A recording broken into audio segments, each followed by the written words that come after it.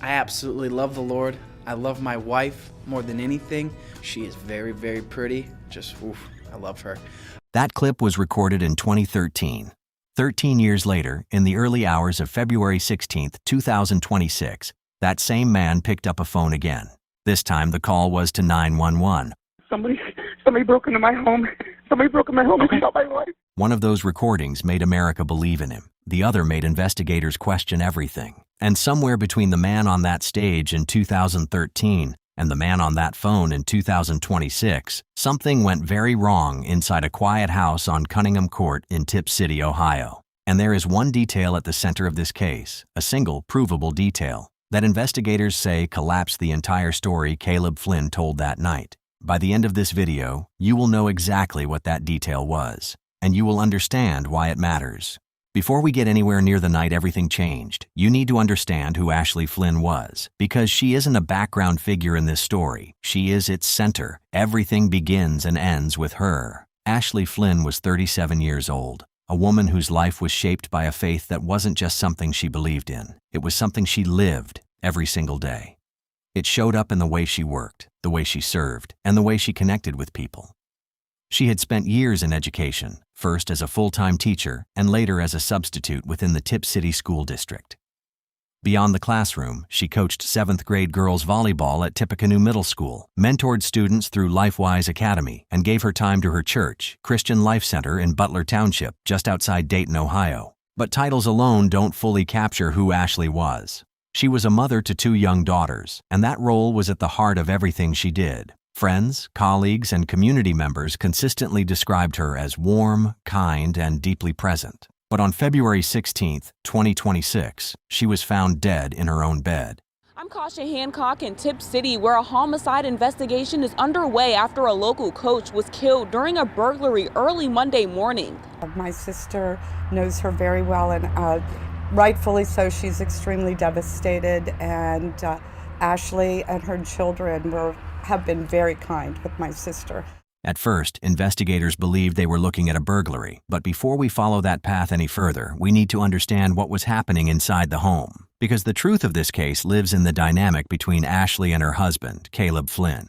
Caleb Carl Flynn grew up in Brame, Minnesota, and just like Osley, Caleb built much of his identity within the church. He wasn't just someone who attended services, he stood at the front. For more than a decade, he served as a worship pastor, leading congregations through music, prayer, and deeply emotional moments that required people to place real trust in him. He worked at Free Chapel in South Carolina before later serving at Christian Life Center, the same church he attended with Ashley. In those roles, Caleb wasn't just heard, he was believed. A worship pastor isn't simply performing, he's guiding. People look to him for sincerity, for authenticity, for something real. And Caleb understood that. He knew how to present himself in a way that made people trust him. In 2013, he stepped onto an even bigger stage when he auditioned for American Idol in Chicago. Standing in front of judges Randy Jackson, Mariah Carey, Nicki Minaj, and Keith Urban, he earned a golden ticket to Hollywood. Although he didn't make it past that stage, the audition would later resurface, largely because of how he chose to describe his life. This is Caleb Flynn. I'm from Tip City, Ohio. I auditioned because I'm sure everybody says it, but music is all I know. It's what I live to do, and I love to sing, so that's why I auditioned. Maybe my wife kind of nudged me a little bit too. My first thought when I got my golden ticket, honestly, all I could do was cover my face because I cried a little bit. I'm kind of a crybaby. I get it from my mom and my dad. But it was honestly just pure joy, excitement. I tried out for American Idol 2 or 3 years ago and I didn't make it. And so to get this was all the more sweeter and all the more meaningful. So it was awesome. The person that inspires me to be an informer, I guess, would say the Lord. I'm a music pastor, and so that's my job every week, is to go up there and to sing and to connect what I do on stage to the congregation. So first and foremost, obviously, is the Lord. Thing that makes me unique, you know, I absolutely love the Lord. I love my wife more than anything. She is very, very pretty. Just, oof, I love her. But you know, I'm just a normal person who absolutely loves to sing more than anything in the world, and I think I have a different sound in my voice. I have something to offer. My favorite past Idol contestant would probably be Carrie Underwood. She's just absolutely incredible. love her attitude and just her passion for what she does. And I promise you, if my wife dyed her hair blonde, she would look just like her. I'm the next American Idol because, I can honestly say one thing about me is I love to learn. And so if I hear something that I can do differently or do something that make myself better, I'm gonna do everything I can to do it. And so if the judges tell me this is what's gonna help, I'm gonna do it. And I work harder than anybody I know. And so when I want something, I'm gonna go after it. That version of Caleb Flynn, faith-driven, devoted, charismatic, was the one people saw. Even after stepping away from full-time ministry years later, his world stayed closely tied to faith. He spent some time in finance before becoming vice president of sales at a company that specialized in furnishing worship spaces. He and Ashley remained active in their church, raising their 2 daughters together in a quiet neighborhood in Tip City. From the outside, their life looked steady, put together, the kind of life that feels safe, predictable, aspirational even. Until, at approximately 2:30 in the morning on February 16, 2026, Caleb Flynn called 911. Oh my God. Miami County 911. Oh my! Somebody broke into my home. Somebody broke in my home and shot my wife. Are they still in there? I don't know. Okay, what's the address? 932 Cunningham Court, Pitt City, Ohio. Please hurry. Please hurry. Okay. What are you seeing? My wife she's got 2 shots to her head. There's blood everywhere. Oh my God. Sir, please. Ma'am, I need you to take a deep breath, okay? Do you still see anybody in the house? No, the door to the garage was wide open. Please hurry, please. Oh my God. My daughters are here. My daughters are here. Where's she at? She's in the bed. Are you with her? I am in the room. I'm looking at her. Yes, please. Okay. Do you guys have the door locked? We have the doors to the garage locked, but into the house, yes. Please. Oh my God. Please. Where's that room at in the house? My partner's getting them dispatched, okay? But I need you to answer my questions so I can get you help as fast as I can, okay? What question? Where are you guys at in the house? I'm in the bedroom with her right now. Okay. My daughters are in their room. So you are not with the children? I was with the children when it happened. Okay, but you're not with them now? No, they're in their room. They're not even awake. Oh my God. Sir, please. Okay. They are heading that way, okay? I need you to take a deep breath for me. Are you hearing anything? No, I've rubbed her leg and said her name. She's not answering.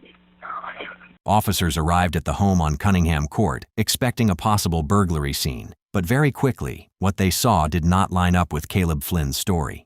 Investigators began going through the house step by step, and each detail raised more questions than answers. The first major issue was the supposed entry point. Caleb said someone broke in through a side door on the north side of the garage. When officers arrived, that door was open. At first glance, it supported his claim. But the official affidavit later filed in Miami County added an important detail. A large refrigerator had been placed directly in front of that door from the inside. That detail matters, because if someone from outside truly broke in, they would have had to move a full-sized refrigerator just to get inside. That would be loud, slow, and noticeable in the middle of the night. Yet there were no signs of disturbance consistent with that kind of forced entry. No damage, no struggle, no clear trace of an outsider coming through. Inside the garage, investigators also found Caleb's 2024 Ford pickup truck. The center console was open. That detail stood out because Caleb had told police that this was where he kept his handgun. When officers checked, the gun was gone. The search then moved into the master bedroom. Ashley Flynn was found in bed with at least 1 gunshot wound to the head. 2 9mm shell casings were located on the floor near the foot of the bed. The weapon used, according to investigators, matched a 9mm firearm, one that Caleb himself owned. From there, investigators widened their search of the home and the surrounding area. They found no signs of a break-in anywhere else. No broken windows, no forced doors, no unknown footprints, no vehicles leaving the scene. Nothing suggesting a stranger had entered or left the home that night. In fact, every person and living thing accounted for inside the house belonged there. Caleb Flynn, his 2 daughters, and the family's 2 golden doodles. That absence of outside evidence became a turning point for law enforcement. The scene, they concluded, did not look like a chaotic home invasion. It looked controlled. Too controlled. According to the criminal complaint, investigators believed the scene had been staged. The open door, the moved refrigerator, the missing firearm, and the burglary narrative were not random details. They were part of a setup meant to suggest an intruder had been present when, according to prosecutors, no such person existed. And that conclusion reshaped every single thing that came next, including a closer look at the 911 call itself. Prosecutors would later describe that call not as the desperate plea of a grieving husband, but as a performance. And when you go back through the transcript with that lens, certain details start to stand out in ways they didn't before. Early in the call, Caleb describes Ashley's condition in detail. He says there is blood everywhere. He says her face is white. He sounds frantic, breathless, overwhelmed. On the surface, all of it reads as shock. But then, without any prompting, before the dispatcher asks about anyone else in the home, Caleb says this: "I was with the children when it happened. They're in their room. They're not even awake." No one had asked about the children yet. The dispatcher hadn't said, "Are there other people in the home?" She hadn't said, "Where are your daughters?" That information came from Caleb voluntarily in the middle of describing his wife's injuries, before a single question about the girls had been raised. And there is something else worth noting. The dispatcher would later instruct Caleb to go check on his daughters. He hadn't done so on his own before that instruction came. Think about that. If your wife had just been shot by an intruder who may still be inside your home, the instinct of almost every parent would be to get to their children first, to make sure they were safe, to put their bodies between their daughters and whatever danger was still in the house. Caleb did not do that. He stayed on the phone describing Ashley until he was told to go check on the girls. Both of those things, volunteering that the children were asleep before anyone asked and not checking on them until directed, became significant points of focus as investigators continued building their case. Because here is the uncomfortable question those details raise. A 9mm handgun fired inside a house in the middle of the night is not quiet. 2 shots, children sleeping in rooms nearby, a house with walls and hallways between them, yes, but no soundproofing. No barrier that could guarantee those daughters heard nothing. If the girls were asleep when it happened, as Caleb told the dispatcher, that would support his account. It would mean they had no information to offer about what actually occurred in that bedroom. But if they weren't asleep, if they heard something, woke up, came into the hallway, saw something, then Caleb's unprompted statement takes on an entirely different meaning. It isn't a father accounting for his children in a crisis. It is a father establishing, in advance, that his children would have nothing to say. On February 19, 2026, 3 days after Ashley was found, Tip City Police arrested Caleb Flynn at his home. He was booked into the Miami County Jail at 5:07 in the evening. The following morning, he appeared via video conference for his arraignment before Judge Samuel Huffman in Miami County Municipal Court. Before the judge addressed bond, Caleb spoke. He said, "I just want to take care of my daughters. I'm not a risk."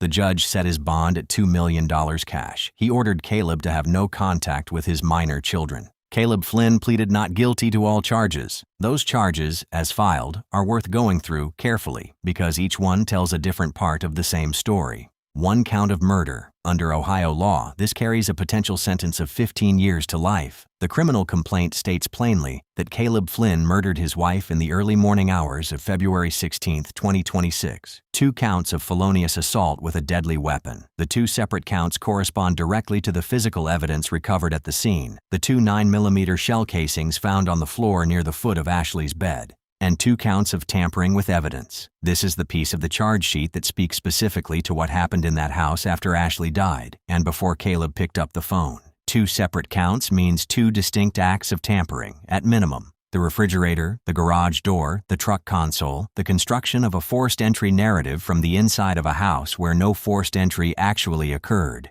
He allegedly killed her. He used a weapon to do it. And then, according to prosecutors, he spent time inside that home rearranging the evidence of what he had just done, while his 2 daughters were somewhere in the house behind him. Ashley's family responded to the arrest with a statement that was careful, measured, and pointed all at once. "Our hearts are shattered. Ashley brought endless light to our world, and we are trying to navigate this immense loss. Our family believes this arrest was made carefully and not without serious consideration." After speaking with both local police and federal authorities, we trust the proper steps were taken and the process is being handled appropriately. That last sentence matters. Ashley's family had spoken directly with investigators. They had been told enough to believe that the people who worked this case had not moved carelessly, had not reached for the nearest suspect, had not stopped looking once they had someone in handcuffs. They trusted the process. Separately, Ashley's family moved through legal channels to seek access to financial records, specifically information related to a life insurance policy. That request, made through their attorney, tells you something about where the people who knew Ashley believe the motive may ultimately be found. Prosecutors have not publicly disclosed a motive, but the family's legal action suggests they have a theory and that it involves money. Christian Life Center's pastor, Jordan Hansen, released a statement acknowledging what he described as shock, sadness, and unanswered questions. He called Ashley a devoted wife, loving mother, and cherished member of the church, and urged the congregation to guard against gossip and speculation, to be a church marked by prayer, wisdom, restraint, and love. That is a difficult thing to ask of people who had trusted Caleb Flynn to lead them for years, who had watched him stand at the front of a sanctuary with his eyes closed, his voice carrying the room, who had believed, in the way you believe someone you worship alongside, that the version of himself he showed them was real. A GoFundMe created for Ashley's daughters raised over $151,000, more than 3 times its original goal. The community that Ashley had coached and taught and volunteered alongside showed up for her children the way she had always shown up for them. Ashley's celebration of life service was reportedly canceled after the arrest. Caleb Flynn's defense attorney, L. Patrick Mulligan, has been direct in pushing back against the case prosecutors have built. Mulligan told the Dayton Daily News that he questions the thoroughness of the investigation. He noted that Caleb's arrest came before Ashley's funeral had even been scheduled, calling it an unspeakable tragedy. In a formal statement, he said, "We are both disappointed and concerned about the short timeline and seeming rush to judgment in this case. When the government runs out of leads or can't develop leads and looks at a surviving spouse in cases such as these, the chance of a wrongful conviction increases." The defense argument, put plainly, is this: investigators identified the husband, moved quickly, and may have stopped looking too soon. Tip City Police Chief Greg Adkins addressed that directly. He said the investigation has progressed at a pace dictated by a thorough and deliberate investigative process. The FBI's involvement, federal resources committed to a local homicide case from early on, adds weight to that assertion. This was not an investigation that stopped once an arrest was made.